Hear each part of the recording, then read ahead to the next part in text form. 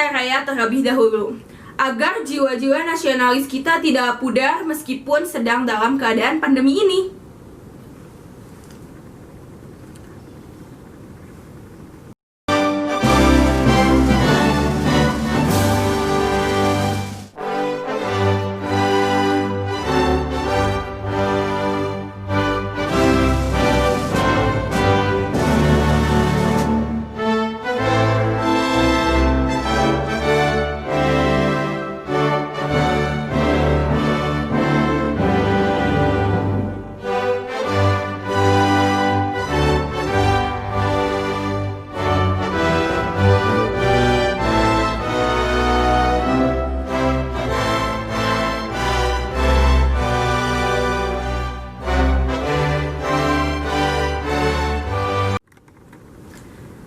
Anak-anak, kemarin kita telah membahas tentang lembaga-lembaga negara menurut Undang-Undang Dasar Negara Republik Indonesia tahun 1945.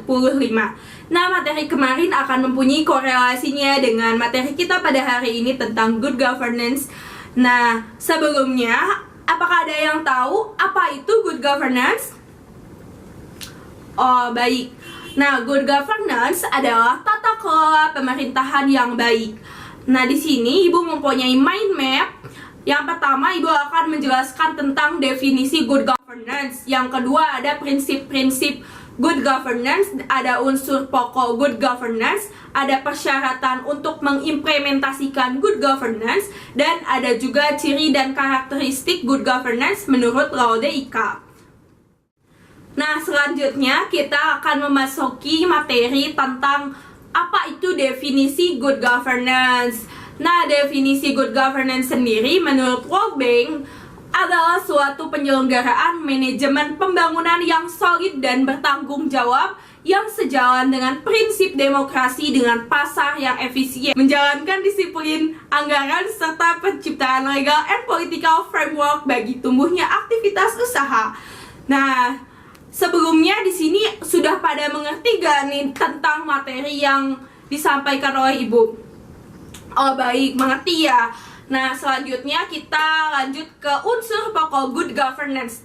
Nah, anak-anak, good governance ini mempunyai beberapa unsur pokok. Yang pertama ada unsur pemerintah yang dipercaya menangani administrasi negara pada suatu periode tertentu. Yang kedua, unsur swasta wirausaha yang bergerak dalam pelayanan publik. Dan juga unsur warga masyarakat sebagai stakeholders. Nah, ketiga unsur ini saling bersinergis untuk menciptakan good governance. Selanjutnya, kita akan memasuki video, cuplikan video. Nah, di sini ada contoh-contoh good governance dalam negara Indonesia. Sekolah negeri dengan sistem pengajaran yang berkualitas, kemudahan dalam mengakses dokumen resmi, infrastruktur transportasi publik yang baik, akses masyarakat terhadap air bersih dan listrik adalah berkat pengelolaan dana publik yang efisien serta pengadilan yang mudah diakses. Semua ini adalah contoh tata kelola pemerintahan yang baik. Nah, selanjutnya anak-anak kita memasuki pada ciri dan karakteristik good governance menurut Laude Ika. Yang pertama ada terwujudnya interaksi yang baik antara pemerintah, swasta, dan masyarakat.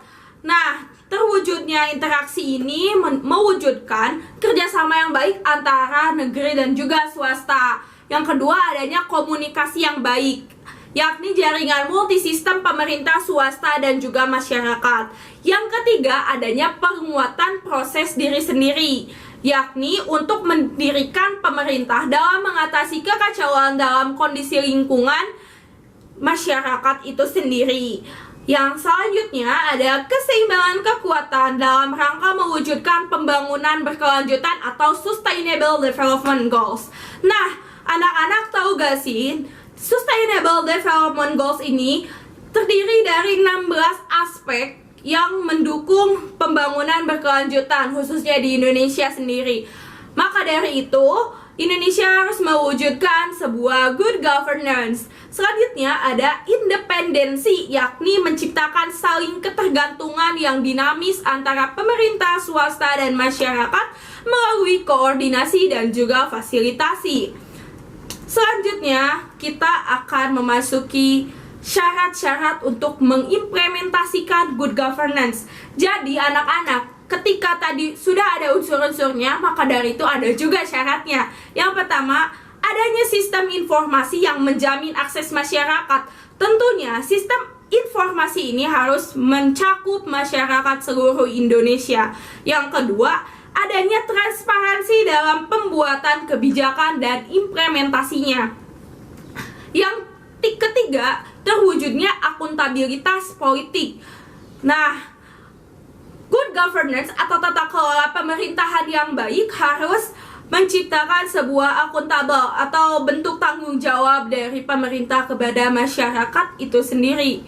Yang selanjutnya, tersedianya perangkat hukum yang memadai. Seperti yang kita ketahui, Indonesia sendiri mempunyai landasan hukum undang-undang yang menjadi landasan tertinggi di Indonesia.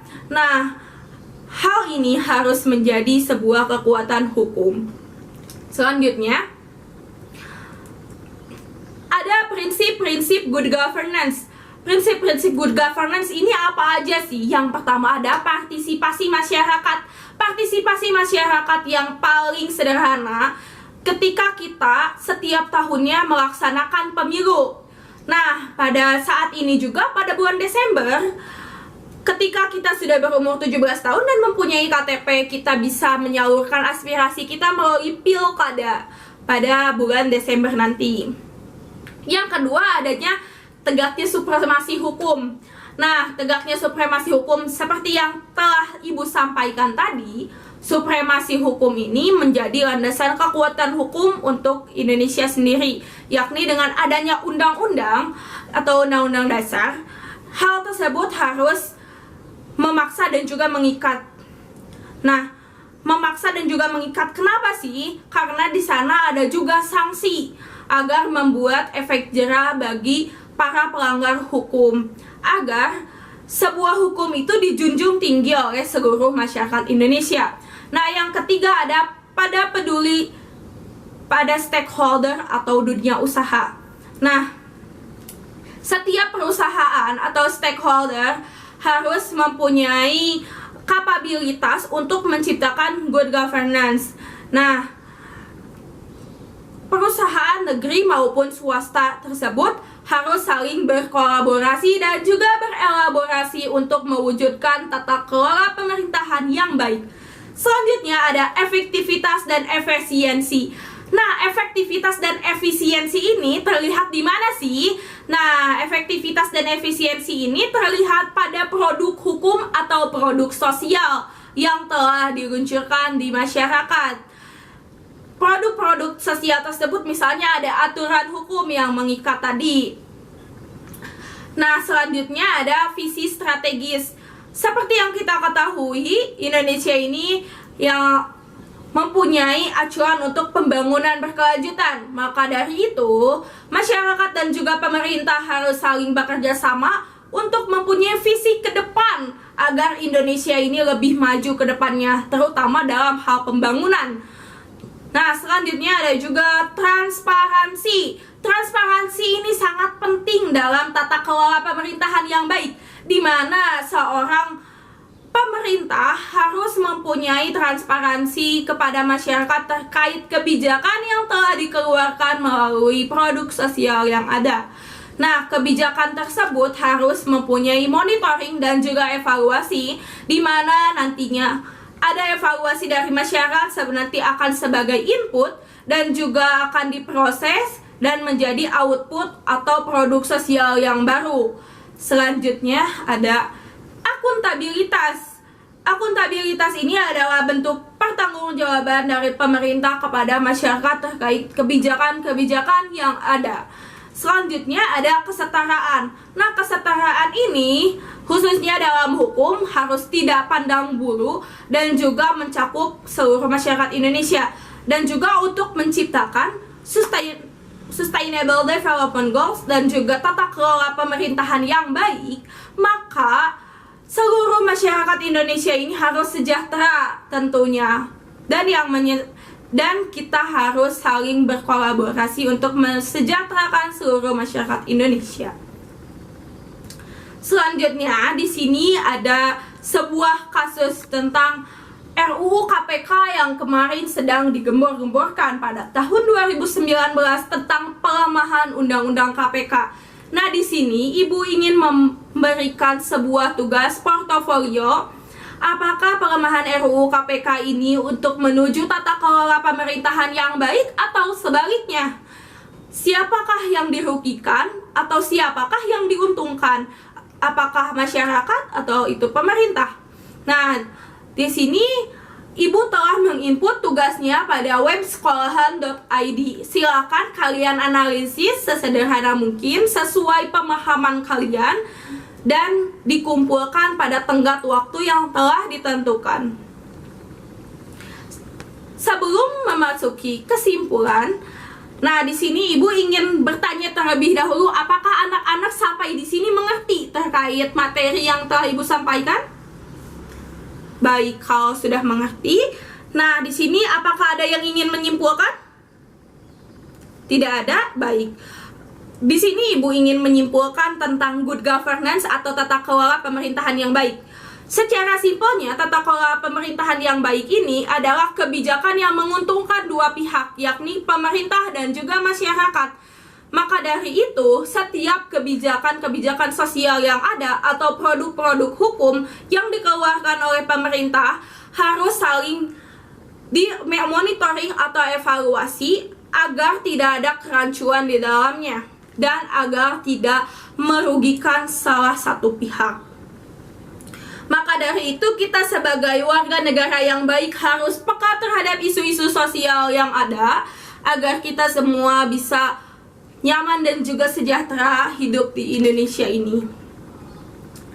Sebelum menutup pembelajaran pada kali ini, Ibu mengucapkan terima kasih kepada anak-anak yang telah memperhatikan pembelajaran pada kali ini.